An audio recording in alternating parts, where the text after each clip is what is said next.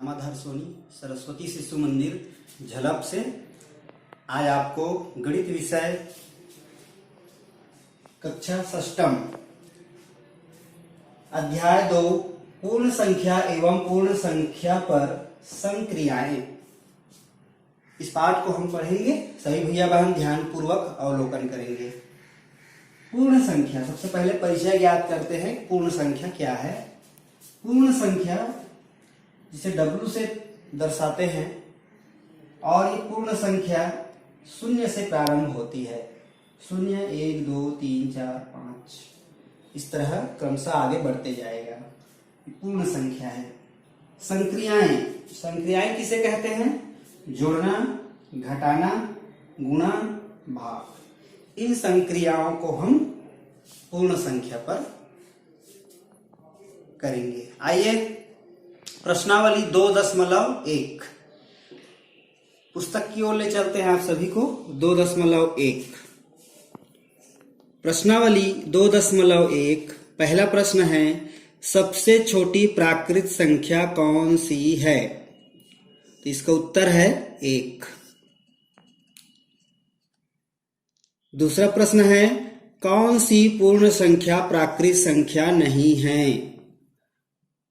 कौन सी पूर्ण संख्या प्राकृत संख्या नहीं है? तो वह 0 है, क्योंकि प्राकृत संख्या 1 से प्रारंभ होती है। तीसरा प्रश्न है, वह पूर्ण संख्या बताइए जो 5 की पूर्ववर्ती है। पूर्ववर्ती मतलब पहले की संख्या, 5 से पहले 4 आता है, तो 5 की पूर्ववर्ती 4 है। चौथा, 45 की अगली 3 क्रमागत संख्याएं लिखिए। आने वाली संख्या 45 के बाद है 46, 47, 48। पांचवा, इसमें से कौन सी संख्या बड़ी है? तो सही भैया बहन ध्यान देंगे। आप इसको पहले इकाई, दहाई, सैकड़ा, हजार, 10,000 10,000 तक है, अर्थात 41,608। यहाँ सैकड़े पर 6 है और यह संख्या देखिए, इकाई, दहाई, सैकड़ा, हजार, 10,000, तो ये 41,806 और ये 41,608। तो सैकड़े का स्थानीय मान देखते हैं। यहाँ पर 6 है, यहाँ पर 8 है, तो ये संख्या बड़ी होगी। कौन सी संख्या? 41,806। छठवां प्रश्न, नीचे दिए गए कथन सत्य हैं या असत्य पहचानिए। पहला, सबसे छोटी प्राकृत संख्या 0 है। यहाँ क्या कहा गया है? प्राकृत संख्या, जबकि प्राकृत संख्या में 0 नहीं रहता। यहाँ पर उत्तर में लिखे हैं ना, सबसे छोटी प्राकृत संख्या 1 है, तो ये क्या होगा? यहाँ कथन असत्य होगा। दूसरा, सबसे छोटी पूर्ण संख्या 0 है। ये सत्य है, क्योंकि पूर्ण संख्या 0 से प्रारंभ होती है। तीसरा, किसी प्राकृत संख्या में उसी प्राकृत संख्या को घटाने से शेष फल 0 मिलता है। ये भी सत्य है। चौथा, 4215 में 2 का स्थानीय मान 200 है। हम देख रहे हैं, इकाई, दहाई, सैकड़ा, मतलब सैकड़े के स्थान पर 2 है, मतलब 200 है, सत्य है। पांचवा, 4215 में 2 का अंकित मान 2 है। ये भी सत्य है। अंकित मान मतलब वहां पर अंकित है। छठवा, सबसे बड़ी पूर्ण संख्या नहीं बताई जा सकती। यह कथन बिल्कुल सत्य है। अनंत है संख्याएं। अगला है 3857 में 8 जो है 1000 के स्थान पर है। अब देखिए इसको, इकाई, दहाई, सैकड़ा, हजार, 1000 के स्थान पर तो 3 है ना, तो यहाँ असत्य कथन है। 8 जो है सैकड़े के स्थान पर है। अगला प्रश्न है, 41 एवं 50 के बीच 9 पूर्ण संख्याएं हैं।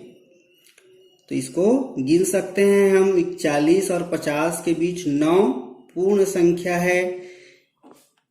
तो ये असत्य है।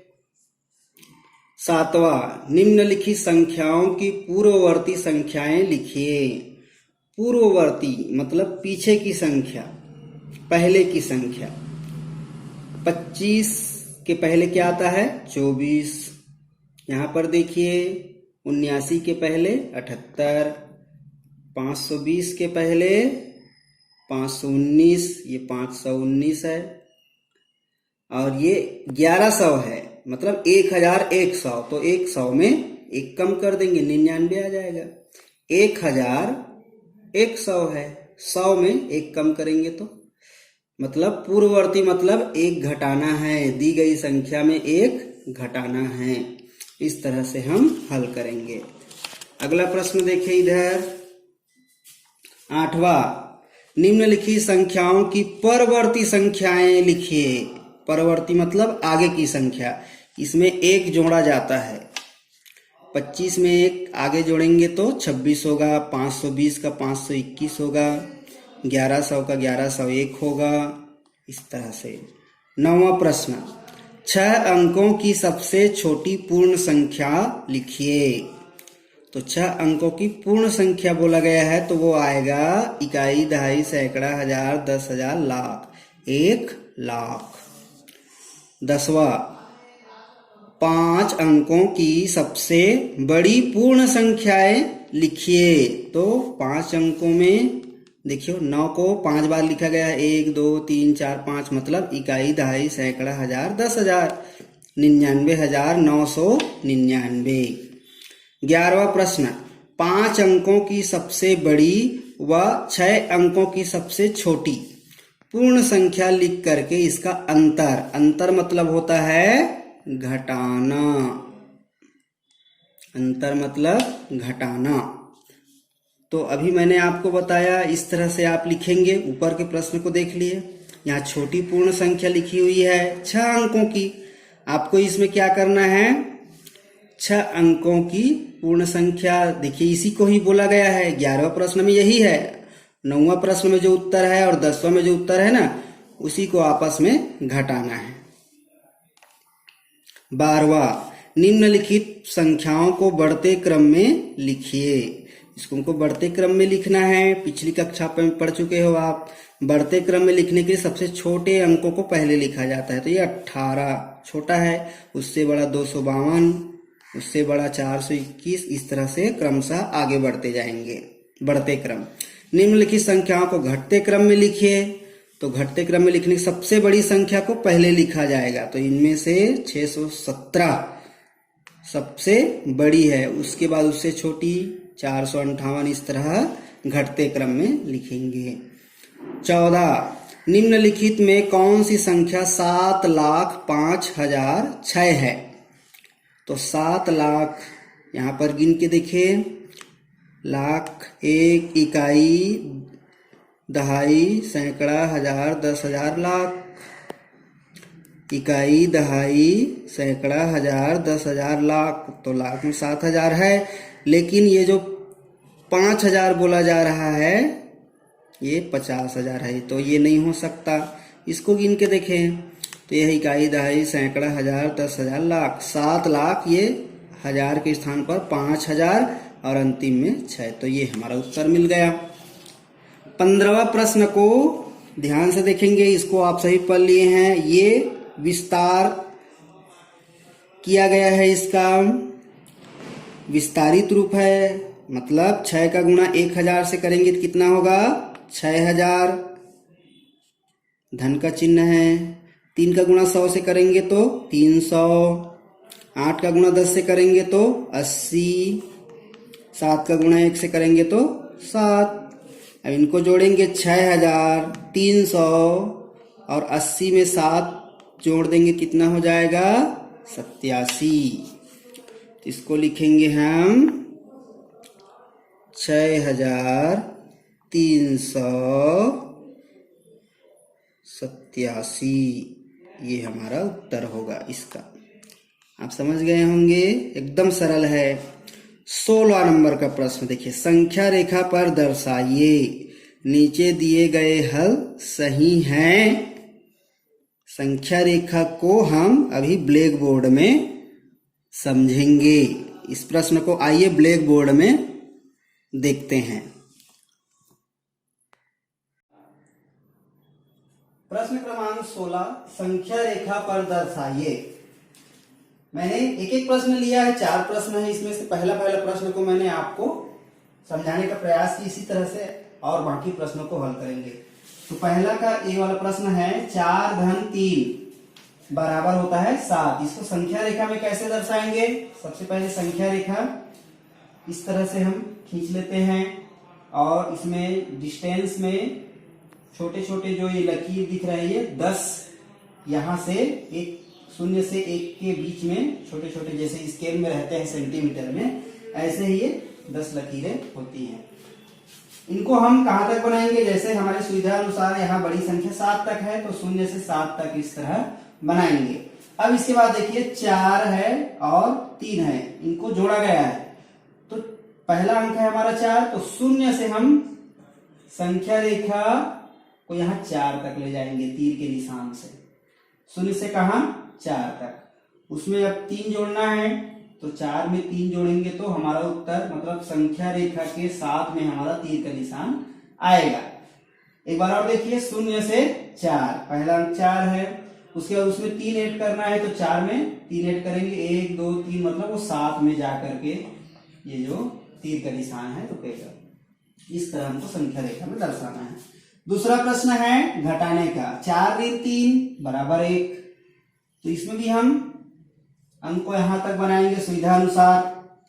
0 से सबसे पहले हम पहला अंक दिया 4, 4 में जाएंगे।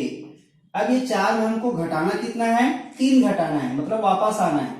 तो 4 में गए, फिर 3 वापस आना है, 1 2 3, मतलब हमारा जो तीर का निशान किस में आकर के रुकेगा? 1 में। हमारा उत्तर 1 आया है। इस तरह से घटाने का बनाएंगे। तीसरा प्रश्न है गुणा का, 2 गुणित 3 बराबर 6। तो 2 गुणा 3, 2 को 3 से गुणा किया गया है, अर्थात हम क्या यहां पर जानते हैं? गुणा के पाठ में आप पढ़े हैं 2 को 3 बार जोड़ना, मतलब 2 धन 2 धन 2, 2 तिया 6। तो इसी को यहाँ संख्या रेखा बनाया गया है। पहले 2, 0 से 2 में गए, उसके बाद फिर 2 जोड़े, तो 2 से 4 में गए, और उसमें फिर 2 जोड़े तो 6 में गए। यहाँ इस तरह दर्शा सकते हैं, ये संख्या रेखा है। गुणा का मतलब होता है उसी संख्या को उतने बार जोड़ना। 2 तिया 6, मतलब 2 को 3 बार जोड़ा गया है। अगला है चौथा, 6 भाग 2 बराबर 3। 6 को 2 से भाग देंगे इस तरह से, 2 तिया 6।